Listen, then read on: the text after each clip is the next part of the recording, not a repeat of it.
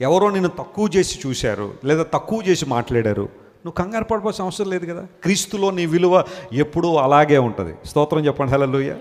ఒక కరెన్సీ నోటును నేను తీసుకున్నాను, తలతలా మెరిసే ఒక కరెన్సీ బిల్ 500 రూపాయలు అనుకోండి.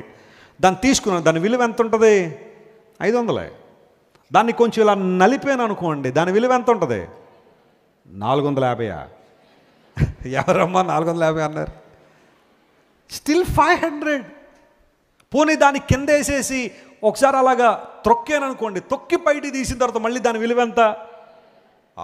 ఆయన తొక్కేసాడు దాన్ని, అలా కాళ్ళు పెట్టి ఇలా అన్నాడు, అందును బట్టి దానికి 399 ఇస్తామని అంటారు ఎవరైనా? No, still it's 500.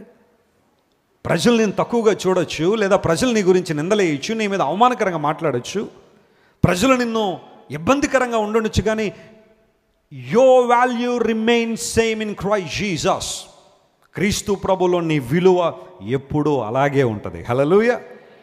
Have the mind of Jesus, strive for it and thrive for it.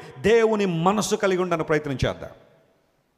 ఎవరైనా నీ గురించి తప్పుగా మాట్లాడితే కొన్నిసార్లు అగ్రెసివ్ అయిపోవాలని అనిపిస్తుంది, తిరిగి మరలా ఏదన్నా వాళ్ళకి హాని చేయాలని అనిపించచ్చేమో. At the time kneel down in the presence of God and ask him, Lord, fill my heart with your love.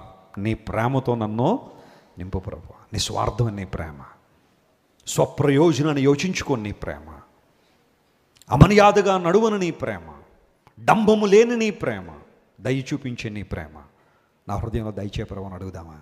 ఎందుకు పౌలా నువ్వు క్రీస్తును సంపాదించుకోవాలనుకుంటున్నావు అంటే, the best mind in the world is the mind of Christ. That mind I should follow.